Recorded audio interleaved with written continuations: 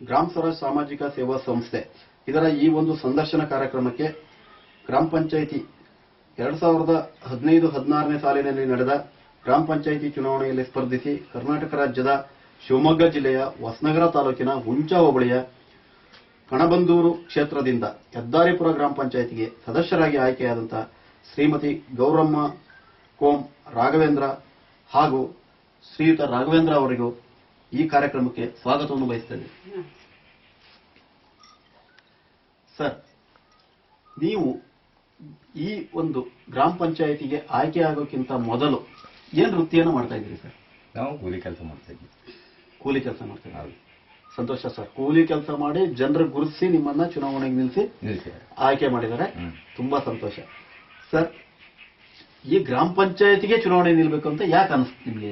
ಗ್ರಾಮ ಪಂಚಾಯತಿ ಅಂದ್ರೆ ಈಗ ಮೇಲ್ಮಟ್ಟದಿಂದ ಎಲ್ಲ ಎಲೆಕ್ಷನ್ ಮಾಡ್ಲಿಕ್ಕೆ ಬಂಡವಾಳ ಇಲ್ಲ, ಅಂದ್ರೆ ಜನಗಳು ಗುರ್ಸಿಯಾರಿ ಇವ್ರು ಸೇವೆ ಮಾಡೋಣ. ಇದರಲ್ಲಿ ಗ್ರಾಮ ಪಂಚಾಯತಿಯಿಂದ ಮೇಲ್ಮಟ್ಟಕ್ಕೆ ಹೋಗ್ಬೇಕು, ಸಣ್ಣ ಮಟ್ಟದಿಂದ ಮೇಲ್ಮಟ್ಟಕ್ಕೆ ಹೋಗ್ಬೇಕು ಅಂತೇಳಿ ಒಳ್ಳೆ ಅಭಿಪ್ರಾಯ. ಸೊ ನಿಜವಾಗೂ ನೀವು ಇಲ್ಲಿ ಒಳ್ಳೆ ಹೆಸರು ಗಳಿಸ್ರಿ, ಚೆನ್ನಾಗಿ ಕೆಲಸ ಮಾಡ್ರಿ ಅಂತ ಹೇಳಿ ಹಾರೈಸ್ತೀನಿ ಸರ್. ಸರ್, ಈಗ ಗ್ರಾಮ ಪಂಚಾಯತಿ ಚುನಾವಣೆ ನಡೆದು 10 ತಿಂಗಳಾಗಿ, ನೀವು ಅಧಿಕಾರ ಸ್ವೀಕರಿಸಿ 10 ತಿಂಗಳಾಗಿ. ಈ 10 ತಿಂಗಳ ಅವಧಿಯಲ್ಲಿ ಈ ಗ್ರಾಮ ಪಂಚಾಯತಿ ವ್ಯಾಪ್ತಿಯ ನಿಮ್ಮ ಕಣಬಂದೂರು ಕ್ಷೇತ್ರದಲ್ಲಿ ಜನರಿಗಾಗಿ ನೀವು ಏನೇನು ಕೆಲಸಗಳನ್ನ ಮಾಡಿದ್ದೀರಿ ಸರ್? ಒಂದು 2 ಮನೆ ಕೊಟ್ಟಿದ್ದೀವಿ. ಒಂದು SC ಮನೆ, ಒಂದು ಜನರಲ್ ಮನೆ ಅಷ್ಟೇ ನಮ್ಮ ವಾರ್ಡಲ್ಲಿ ನಮಗೆ ಬಂದಿದ್ದು. ಮತ್ತೆ ಒಂದೆರಡು ಸಣ್ಣ ಪುಟ್ಟ ರೋಡು ಅಷ್ಟು ಮಾಡಿದ್ವಿ. ಒಂದು ಮೋರಿ. ಸೊ ಬಂದ ಅನುದಾನದಲ್ಲೇ 2 ಮನೆ, ಒಂದು ಮೋರಿ, ಸಣ್ಣ ಪುಟ್ಟ ರೋಡ್ಗಳನ್ನ ಮಾಡಿದ್ದೀರಿ ಸರ್. ಸೊ ನಿಜವಾಗೂ ಸಂತೋಷ. ಇನ್ನು ನಿಮಗೆ ಹೆಚ್ಚಿನ ಅನುದಾನ ಸಿಕ್ಕರೆ ಹೆಚ್ಚು ಕೆಲಸಗಳನ್ನು ಮಾಡಬೇಕಂತ ಆಸೆ ಇದೆ. ಆದಷ್ಟು ಬೇಗ ಸರ್ಕಾರ ಇದ್ರ ಬಗ್ಗೆ ಗಮನ ಹರಿಸಿ ಗ್ರಾಮ ಪಂಚಾಯತಿಗಳಿಗೆ ಹೆಚ್ಚಿನ ಅನುದಾನ ಕೊಡ್ಲಿ ಸರ್. ಇನ್ನು ಉಳಿದ 4 ವರ್ಷದ ಅವಧಿಯಲ್ಲಿ ನೀವು ನಿಮ್ಮ ಜನರಿಗಾಗಿ, ನಿಮ್ಮ ಕ್ಷೇತ್ರ ಜನರಿಗಾಗಿ ಏನೇನು ಕೆಲಸ ಕಾರ್ಯಗಳನ್ನು ಮಾಡಬೇಕು ಅಂತ ಹೇಳಿ ಹೇಳಬಯಸ್ತೀರಿ ಸರ್? ನಿಮ್ಮ ಯೋಜನೆಗಳೇನಿದೆ? ಬಹಳಷ್ಟು ಕೆಲಸ ಇದೆ. ಜನಗಳಿಗಾಗಿ ರೋಡ್ ಇದೆ, ಮತ್ತು ಕುಡಿಯೋ ನೀರಿನ ಸಮಸ್ಯೆ ಇದೆ. ಹೌದು, ಬಹಳ ತರ ಈ ಹಳ್ಳ, ಸೇತುವೆ, ಅವು ಇವುಗಳ ಬಹಳ ತೊಂದರೆ ಇದೆ. ಇಲ್ಲಿಗೆ ದೊಡ್ಡ ದೊಡ್ಡ ಮಿನಿಸ್ಟರ್ಗಳು ಬರೋದಿಲ್ಲ.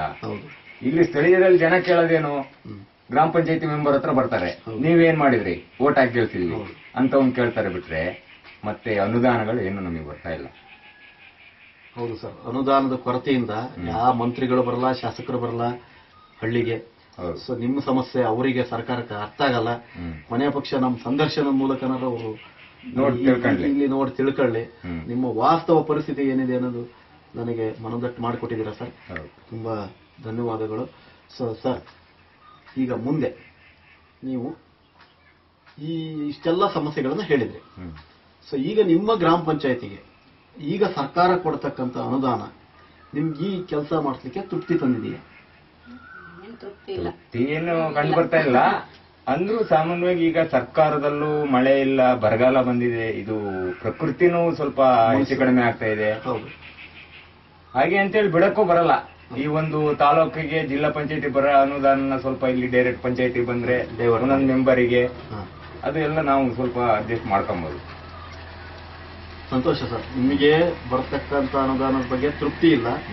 ಸೊ ಇನ್ನೂ ಹೆಚ್ಚಿನದಾಗಿ ಅನುದಾನ ನಿಮಗೆ ಬರಬೇಕು. ಹೆಚ್ಚಿನ ಅನುದಾನ ಬಂದ್ರೆ ಹೆಚ್ಚು ಕೆಲಸ ಮಾಡಕ್ ಸಾಧ್ಯ ಅಂತ ಹೇಳಿ ಸೊ ನಿಮ್ಮ ಅನಿಸಿಕೆ. ನಿಜವಾಗೂ ಸಂತೋಷ ಸರ್.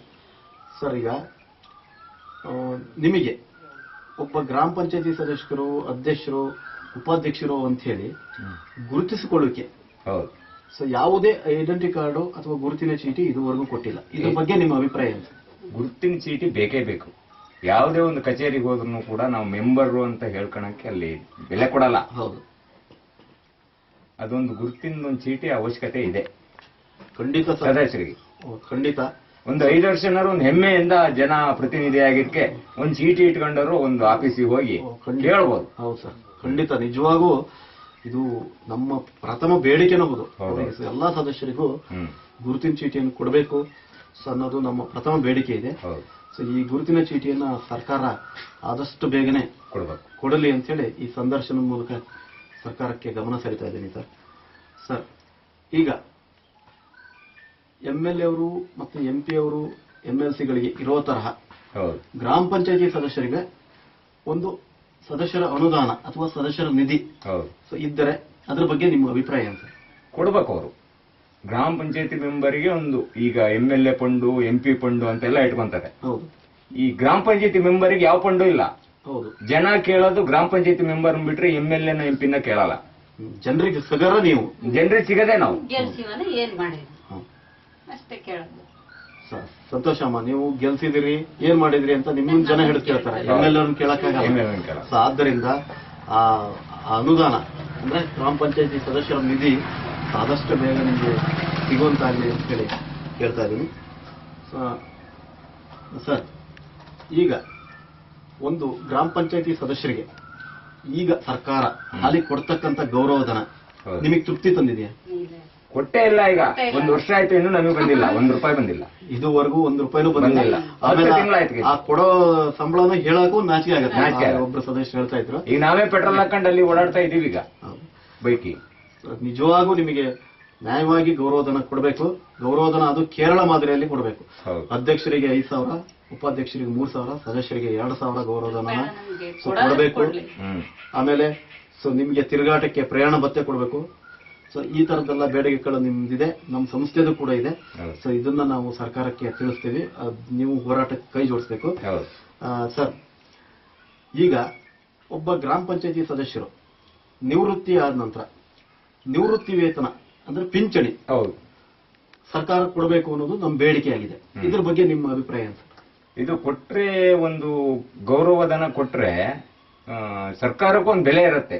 ಏನೋ ಒಂದು ಇವ್ರು ಮೆಂಬರ್ ಆಗಿದ್ರು, ಜನಗಳಿಂದ ಆಯ್ಕೆ ಆಗಿದ್ರು ಅನ್ನೋದ್ರ ಬಗ್ಗೆ ಒಂದು ಅವರಿಗೆ ಸಾಯ ತನಕ ಒಂದು ಹೆಸರು ಹೇಳ್ಕೊಂಡು ಜೀವನ ಮಾಡ್ಕೊಂಡು ಇರ್ತಾರೆ.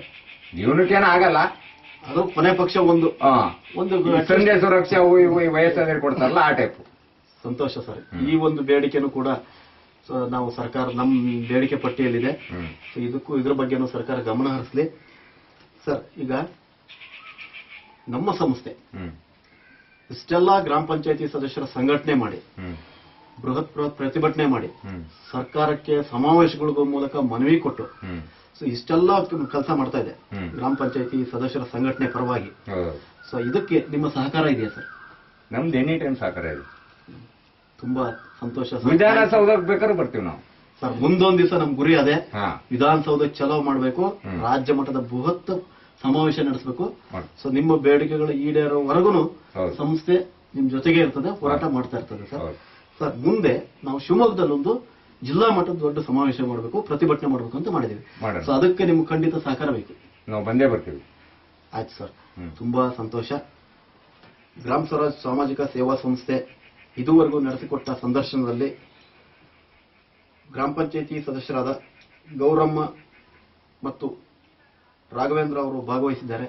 ಅವರಿಗೆ ನಮ್ಮ ಸಂಸ್ಥೆಯ ಪರವಾಗಿ ಹೃದಯಪೂರ್ವಕ ಅಭಿನಂದನೆಗಳೊಂದಿಗೆ ಈ ಅಭಿನಂದನಾ ಪತ್ರವನ್ನು ಕೊಡ್ತಾ ಇದ್ದೇವೆ.